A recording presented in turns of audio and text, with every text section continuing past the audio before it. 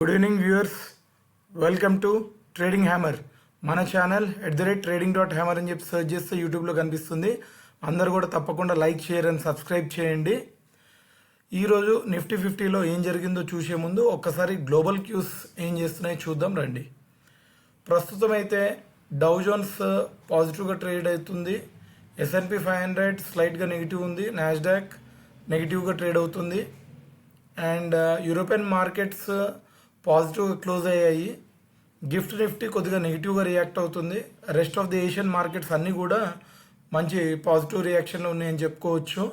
Gift Nifty మాత్రం ప్రస్తుతానికి ఒక -22 పాయింట్స్లో ట్రేడ్ అవుతుంది. అలాగే ఒకసారి మార్కెట్ మూడ్ ఇండెక్స్ చూద్దాము.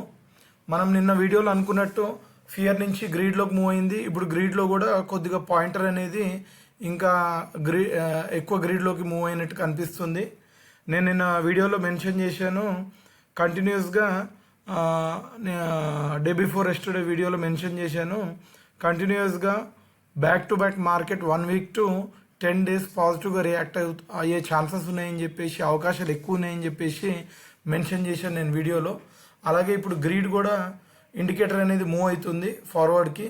సో తప్పకుండా మనము all time high Nifty 50 all time high touch చేయటానికే ఇంత స్పీడ్ అనేది పెంచుకుందని మనకి క్యాండిల్స్లో కనిపిస్తుంది. ఒక్కసారి నిఫ్టీ 50 చార్ట్లోకి వెళ్దాము. డే చార్ట్కి మీరు చూడండి, ఇక్కడ ఈ క్యాండిల్ పడ్డ రోజే నేను క్లియర్గా వీడియోలో మెన్షన్ చేశాను, పాజిటివ్ డైరెక్షన్ వెళ్తుంది స్టాక్ మార్కెట్ అని చెప్పేసి. అలాగే ఈ క్యాండిల్ పడ్డప్పుడు కూడా కింద విక్ లేదు, సాలిడ్గా పైకి వెళ్తుందని చెప్పాను. అండ్ నిన్న ఫామ్ అయిన క్యాండిల్లో ఒక రాకెట్ లాగా వెళ్తుందని చెప్పేసి మెన్షన్ చేశాను. రాకెట్ లాగా వెళ్ళింది కాబట్టి పైకి, నిన్నటి మార్కెట్ ట్రేడింగ్ సెషన్లో రాకెట్ లాగా పైకి దూసుకెళ్ళింది కాబట్టి ఇంత గ్యాప్ అప్ ఓపెనింగ్ వచ్చిందని కూడా మనం చెప్పుకోవచ్చు ఈరోజు. సో ఒక్కసారి 15 మినిట్స్ క్యాండిల్లో చూద్దాము. 15 మినిట్స్ క్యాండిల్లోకి వెళ్ళే ముందు ఒక చిన్న డిస్కషన్ అండి. ఇప్పుడు మనకి ఫామ్ అయిన క్యాండిల్ వచ్చేసి మనం అనుకున్న డాటెడ్ లైన్ ఏదైతే టచ్ చేసి రిజెక్ట్ అవుతుందని మనం నిన్న వీడియోలో మాట్లాడుకున్నాము, లేదా 25,900 కూడా రీచ్ అవ్వచ్చు అని చెప్పి నేను నిన్నటి వీడియోలో మెన్షన్ చేశాను. నేను నిన్న వీడియోలో మెన్షన్ చేసినట్టు 25,900 కాకుండా అంతకంటే పైకి వెళ్ళింది మార్కెట్. 25,934 వరకు రీచ్ అయింది ఈరోజు. రీచ్ అయ్యి చిన్న రెసిస్టెన్స్ ఫేస్ చేసి కొంచెం కిందికి వచ్చి సెటిల్ అయింది మార్కెట్. అరౌండ్ 25,875 దగ్గర వచ్చి క్లోజ్ అయింది మార్కెట్ ఈరోజు క్లోజింగ్ వచ్చేసి. సో ఎందుకు రిజెక్ట్ అయింది ఇక్కడ, ఇంత లాంగర్ వీక్ ఎందుకు పడింది, మళ్ళీ ఏమైనా మార్కెట్ ఫాల్కి ఏమైనా ఛాన్స్ ఉందా, లేదా మైనర్ డిప్ ఏమైనా వస్తుందా? సో మీరు చూసినట్లయితే వీడియోలో ఈ 25,900 కూడా ఒక మంచి స్ట్రాంగ్ రెసిస్టెన్స్ అని చెప్పుకోవచ్చు.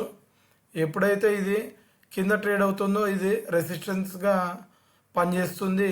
దీని పైనకి ఎప్పుడైతే షిఫ్ట్ అవుతుందో క్యాండిల్, ఆటోమేటిక్గా ఇదే రెసిస్టెన్స్ సపోర్ట్గా మారిపోతుందండి. సో ఇప్పుడు ప్రజెంట్ ఈ లెవెల్ క్రాస్ చేయాలి, సాలిడ్గా క్రాస్ చేయాలి. సాలిడ్గా క్రాస్ చేసినప్పుడే పైన పై క్యాండిల్ అనేది పైకి షిఫ్ట్ అవుతుంది అండ్ మార్కెట్ అనేది పై లెవెల్ని హోల్డ్ చేసి ఫర్దర్ ఆల్ టైమ్ హైకి దగ్గరికి వెళ్ళటానికి ప్రయత్నిస్తుంది. ఆల్ టైమ్ హై వచ్చేసి మనకి ఎంత ఉంది, అరౌండ్ 26,100 డే క్యాండిల్లో రీసెంట్ హైస్ అది. అదే మనము 1 వీక్ కనుక చూసుకున్నట్లయితే వీక్లీ బేసిస్లో వెళ్తే 26,265 అనేది ఆల్ టైమ్ హై అండి.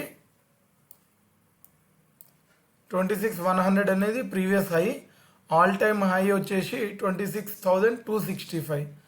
సో ఇప్పుడు మీరు వీక్లీ బేసిస్లో చూసినట్లయితే ప్రీవియస్ క్యాండిల్స్ అన్నీ కూడా ఒక రెడ్ క్యాండిల్సే కనిపిస్తున్నాయి ప్రీవియస్ వీక్స్వి.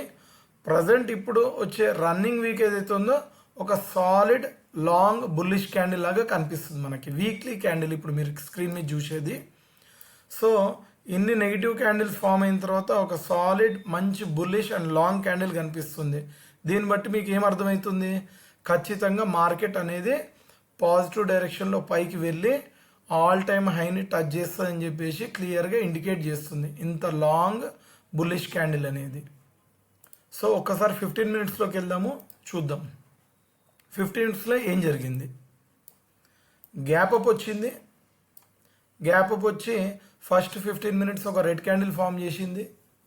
సో కొంచెం సెల్లింగ్ ప్రెజర్ అనేది చూసాం ఫస్ట్ 15 మినిట్స్ క్యాండిల్లో. దాని తర్వాత సస్టైన్ అయ్యి ఇమీడియట్గా ఒక మంచి గ్రీన్ ఎంగల్ఫింగ్ క్యాండిల్ అనేది పడింది. దాని తర్వాత ఒక చిన్న గ్రీన్ క్యాండిల్, మళ్ళీ ఒక రెడ్ క్యాండిల్, ఒక డోజీ క్యాండిల్ పడింది. డోజీ తర్వాత ఒక మంచి బుల్లిష్ క్యాండిల్ పడింది. దాని తర్వాత స్లోగా మార్కెట్ అనేది హైయర్ లెవెల్స్కి వెళ్ళింది. హైయర్ లెవెల్స్లో కొద్దిగా కన్సాలిడేట్ అయిందని చెప్పుకోవచ్చు. ఆల్మోస్ట్ ఒక 1 2 3 4 5 6 7 6 క్యాండిల్స్ ఇక్కడ నుంచి ఇదంతా కూడా కన్సాలిడేషన్ జోన్ అనుకోవచ్చు.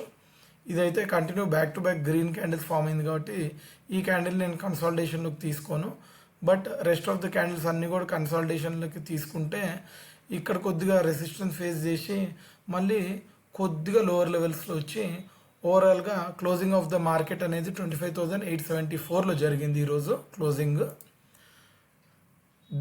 నెక్స్ట్ రేపటి మార్కెట్ ఎలా ఉండబోతుంది? ఇది పాజిటివ్ డైరెక్షన్లో టర్న్ అవుతుందా లేకపోతే నెగిటివ్ డైరెక్షన్లో టర్న్ అవుతుందా ఒక్కసారి చూద్దాం. సో ఈరోజు మీకు డాటెడ్ లైన్ గురించి నిన్న కూడా మీకు ఎక్స్ప్లెయిన్ చేశాను.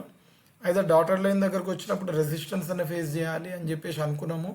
రెసిస్టెన్స్ ఫేస్ చేస్తే ఒకవేళ ఒక మంచి సాలిడ్ రెడ్ క్యాండిల్ కనుక ఈ డాటెడ్ లైన్ దగ్గర పడితే మీరు ప్రాఫిట్ బుక్ చేయాలని చెప్పాను. ఇక్కడ చూడండి, ఈ గ్రీన్ క్యాండిల్ పడింది, రెడ్ క్యాండిల్ మళ్ళీ బ్యాక్ టు బ్యాక్ ఇంకో గ్రీన్ క్యాండిల్ పడి ఇమీడియట్గా రెడ్ క్యాండిల్ పడింది చూడండి ఫ్రెండ్స్ డాటెడ్ లైన్ దగ్గర. సో ఇక్కడ ప్రాఫిట్ బుక్ చేసుకోవాలి.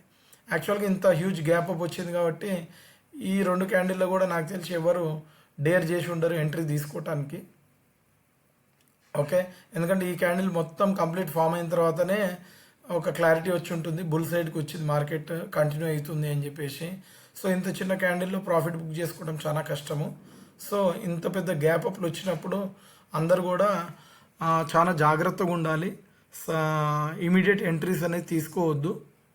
మార్కెట్లో 9:15కి లేకపోతే 9:30కి జంప్ అనేది చేయొద్దని చెప్పేది కారణాలు ఇవే అండి.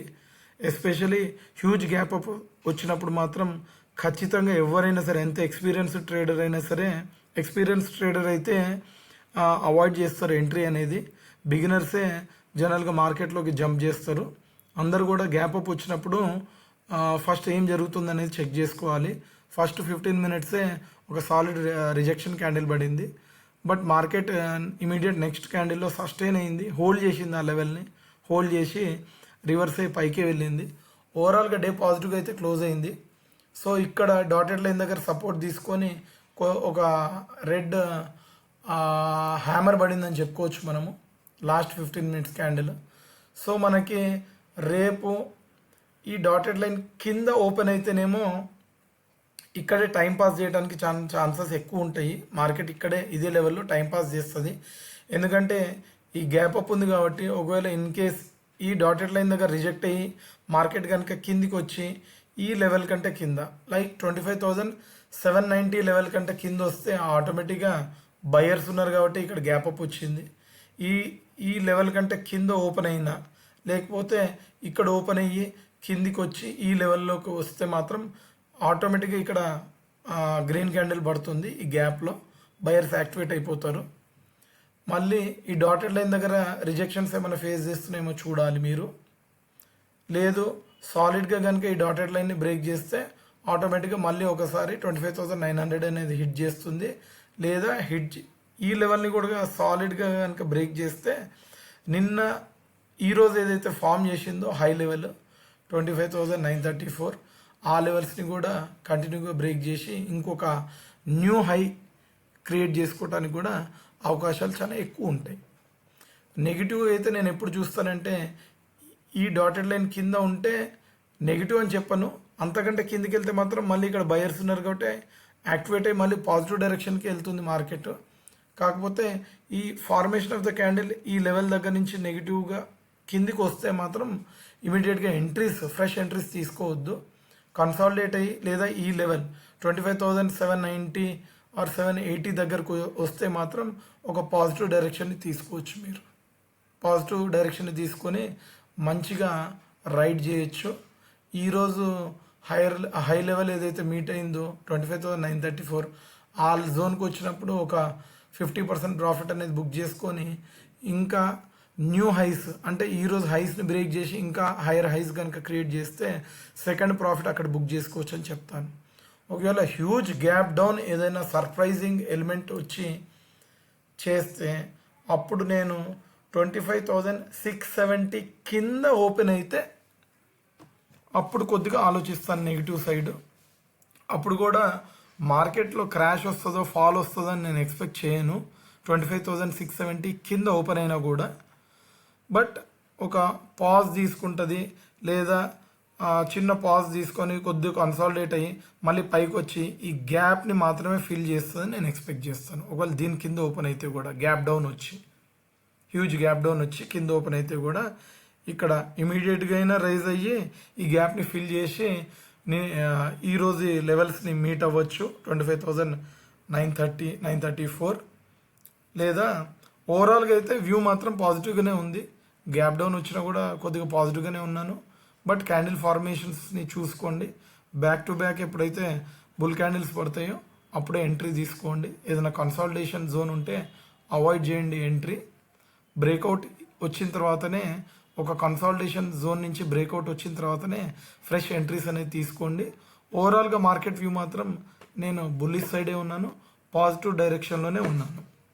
ఇంతటితో మన వీడియోని ఎండ్ చేస్తాను. వీడియోని ఎండ్ చేసే ముందు తప్పకుండా మన ఛానల్ని అందరూ కూడా లైక్, షేర్ అండ్ సబ్స్క్రైబ్ చేయండి. ఇంతటితో మన నిఫ్టీ 50 అనాలిసిస్ని ఎండ్ చేస్తున్నాను. Thank you and good night friends.